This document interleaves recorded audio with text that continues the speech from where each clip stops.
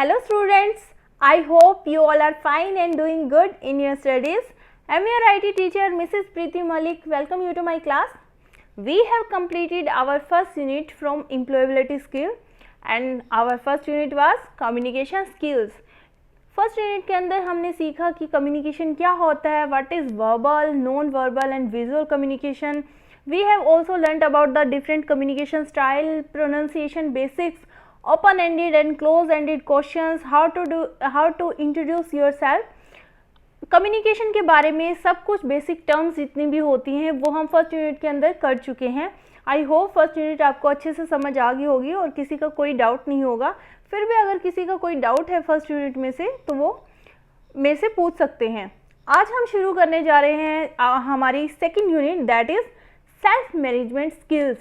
जो second unit है वो बेस है सेल्फ मैनेजमेंट के ऊपर. आप अपने आप को कैसे मैनेज करके रख सकते हो, सेल्फ कंट्रोल क्या होता है, सेल्फ मैनेजमेंट क्या होता है. So without wasting time let's start our class. सबसे पहले आता है इंट्रोडक्शन.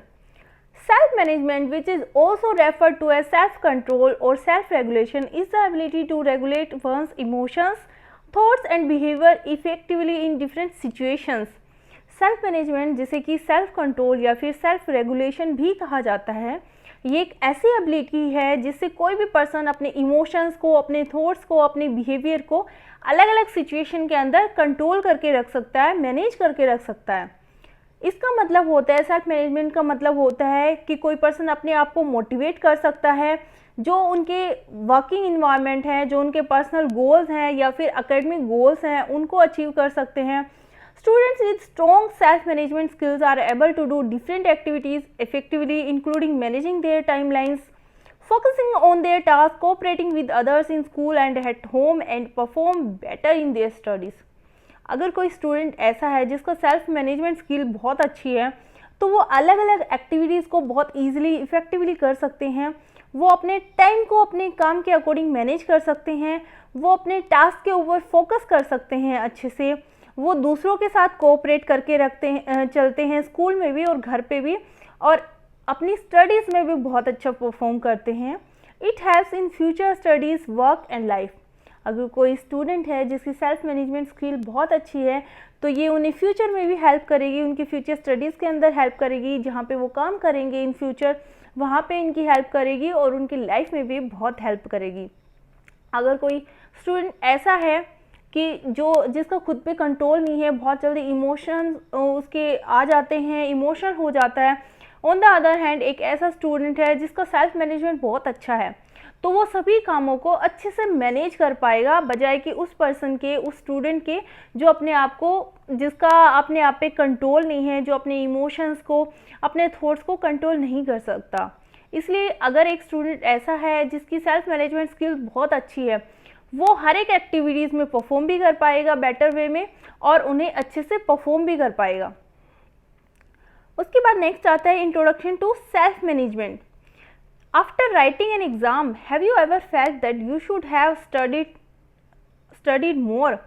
क्या कभी भी कोई भी एग्ज़ाम देने के बाद, किसी भी क्लास के एग्ज़ाम हो, आपने कभी भी ऐसा सोचा है या ऐसा फील किया है कि आपको थोड़ा और पढ़ना चाहिए था? Do you think that you could manage your hobbies, interests and studies better if you could manage your time well? क्या आपने कभी भी ऐसा सोचा है कि अगर आप अपनी हॉबीज़ को, इंटरेस्ट को, स्टडीज़ को और अच्छा कर पाते अगर आप अपने टाइम को मैनेज कर लेते? सेल्फ मैनेजमेंट का मतलब होता है इन्वॉल्व्स अंडरस्टैंडिंग योर सेल्फ, अपने आप को अच्छे से समझना, understanding what your interest and abilities are, ये समझना कि आपकी इंटरेस्ट, आपकी रुचि किस चीज़ के अंदर है, आपकी एबिलिटीज़ क्या हैं, आपके अंदर क्या क्या योग्यताएं हैं. Having a positive attitude and grooming yourself in order to develop self confidence. इसके अलावा अपनी लाइफ के प्रति कोई भी काम आप करो उसके लिए पॉजिटिव एटीट्यूड रखना, अपने आप को ग्रूम करना, नीट एंड क्लीन रखना, ताकि आपका जो सेल्फ कॉन्फिडेंस है वो डेवलप हो सके. तो सेल्फ मैनेजमेंट का मतलब होता है अपने आप को समझना, आपके जो इंटरेस्ट हैं, आपकी एबिलिटीज़ हैं उनको समझना, पॉजिटिव एटीट्यूड रखना, अपने आप को ग्रूम करना ताकि आपका जो सेल्फ कॉन्फिडेंस है वो डेवलप हो सके. उसके बाद आता है self management can also help in. इसके अलावा सेल्फ मैनेजमेंट है वो किस किस चीज़ में हमारी हेल्प करता है? डेवलपिंग गुड हैबिट्स, अगर सेल्फ मैनेजमेंट स्किल आपकी अच्छी हैं तो अच्छी हैबिट्स आपकी डेवलप होंगी। ओवरकमिंग बैड हैबिट्स, जो गलत आदतें हैं, बैड हैबिट्स हैं, आप उन्हें ईजिली छोड़ पाओगे, गिव अप कर पाओगे, स्टॉप कर पाओगे। रीचिंग योर गोल्स, आप अपने गोल्स को, जो आपके लक्ष्य हैं, उनको अचीव कर पाओगे। ओवरकमिंग चैलेंजेस एंड डिफ़िकल्टीज़, जो चैलेंजेस आपके सामने आएंगे, जो भी डिफ़िकल्टीज़ आएंगी, आप उनका अच्छे से सामना कर पाओगे, उनसे बाहर निकल पाओगे।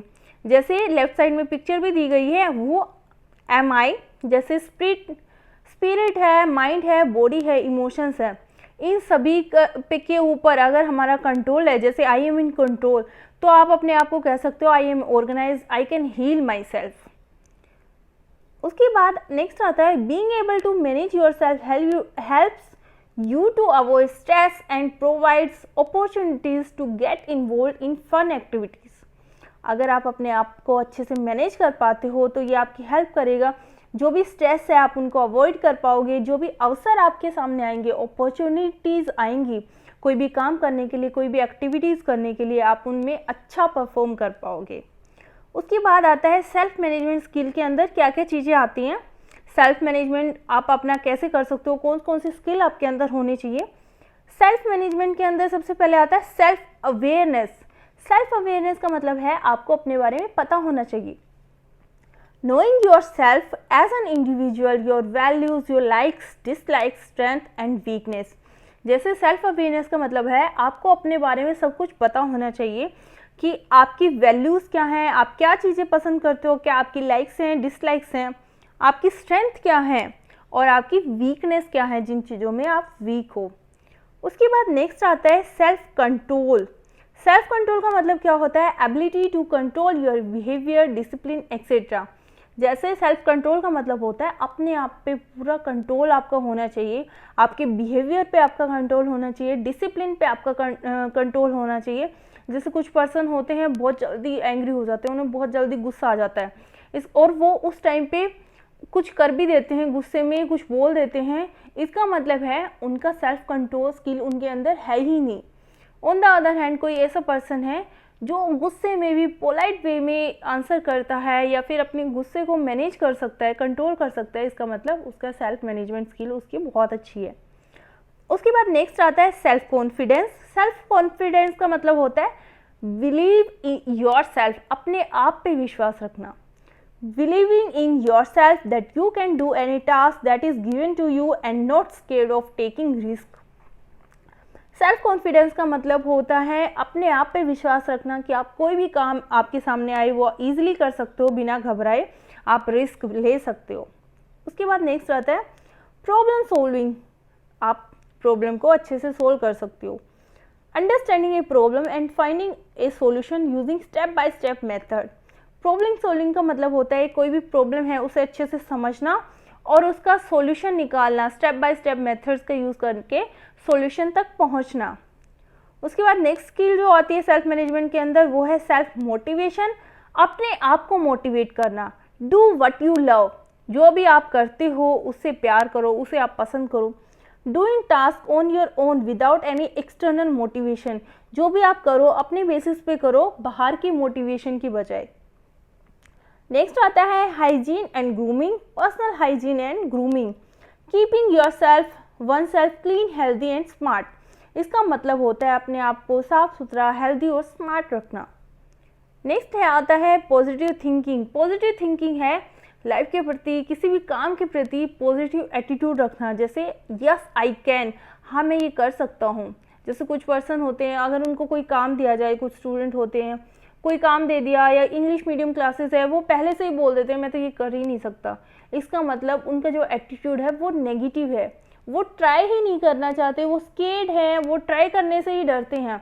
ऑन द अदर हैंड एक स्टूडेंट है, मान लो कोई वो पढ़ाई में भी बहुत अच्छा नहीं है लेकिन फिर भी वो कहता है हाँ मैं ट्राई करके देखूंगा, मैं ये कर सकता हूँ। तो इसका मतलब क्या है, उसका सेल्फ मैनेजमेंट अच्छा है, उसकी पॉजिटिव थिंकिंग है।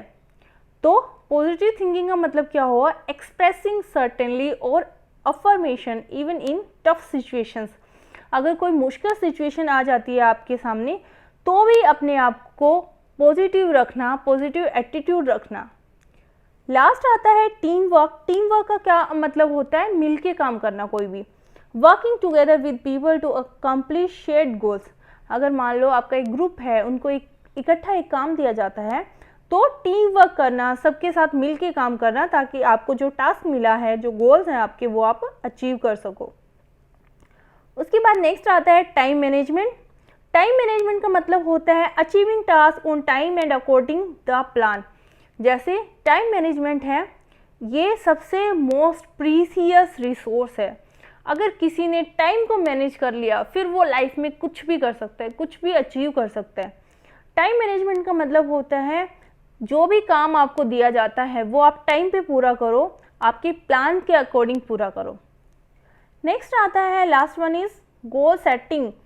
Planning concrete goals to be accomplish within a set time frame. सबसे पहले आपको प्लानिंग कर लेनी है कि कौन से गोल्स हैं आपकी लाइफ के जो आपको अचीव करने हैं, और उसके बाद उनको अचीव करने के लिए काम शुरू कर देना। इसका मतलब होता है गोल सेटिंग। अपने गोल्स पहले से सेट कर लेना और फिर उन्हें अचीव करने के लिए प्रयास करना, मेहनत करना। ये था हमारा फर्स्ट सेशन। उसके बाद आती है exercise which is MCQ based. First question is which of the following is not a self management skill. इनमें से कौन सा ऑप्शन है उसका मतलब सेल्फ मैनेजमेंट स्किल नहीं है। जैसे first one is problem solving. Problem solving obviously है, अभी हमने पढ़ा है। उसके बाद आता है बार्गेनिंग, मतलब मोल भाव करना। अंडरस्टैंडिंग सेल्फ हमारा फर्स्ट पॉइंट ही यही था। उसके बाद कॉन्फिडेंस बिल्डिंग, कॉन्फिडेंस बिल्ड करना। तो हमारा क्या आ जाएगा? ऑप्शन नंबर सेकंड है, वो सेल्फ मैनेजमेंट स्किल नहीं है, बार्गेनिंग करना। तो आंसर क्या हो जाएगा? Option number B. उसके बाद सेकंड क्वेश्चन है grooming is a term associated with. Grooming क्या एक टर्म है जो किसके साथ जुड़ी है? टाइम मैनेजमेंट के साथ, प्रॉब्लम सॉल्विंग के साथ, NEET and clean appearance, self management. जो ग्रूमिंग है उसका मतलब होता है अपने अपीयरेंस को नीट और क्लीन रखना, अपने आप को हेल्दी रखना। तो आंसर क्या हो जाएगा? Option number C, neat and clean appearance. उसके बाद जो क्वेश्चन है शॉर्ट आंसर टाइप क्वेश्चन है। Write a short note on the factors influencing self management. आपको शॉर्ट नोट लिखना है उन फैक्टर्स के ऊपर जो सेल्फ मैनेजमेंट को इन्फ्लुएंस करते हैं, उसके ऊपर प्रभाव डालते हैं। Second question is list any 5 self management skill.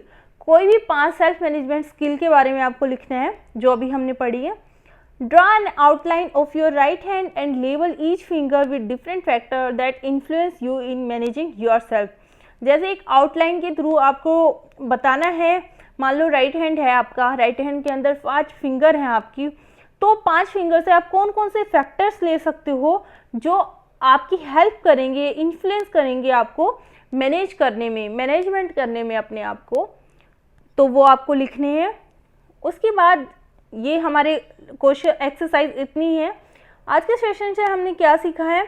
Self management क्या होता है, आप सेल्फ मैनेजमेंट को कैसे डिस्क्राइब कर सकते हो, सेल्फ मैनेजमेंट की इम्पोर्टेंस क्या है, सेल्फ मैनेजमेंट स्किल कौन कौन सी होती हैं, आप सेल्फ मैनेजमेंट है वो कैसे कर सकते हो, कौन सी स्किल का आप यूज़ कर सकते हो। अगर किसी ने अपने आप को मैनेज है अच्छे से कर लिया, सेल्फ कंट्रोल कर लिया, तो वो किसी भी गोल को अचीव कर सकता है ईजिली। आई होप आज का सेशन आपको अच्छा लगा होगा और अच्छे से समझ आया होगा। फिर भी अगर आपका कोई डाउट है तो आप मेरे से पूछ सकते हैं। Okay students, take care, stay home, stay safe.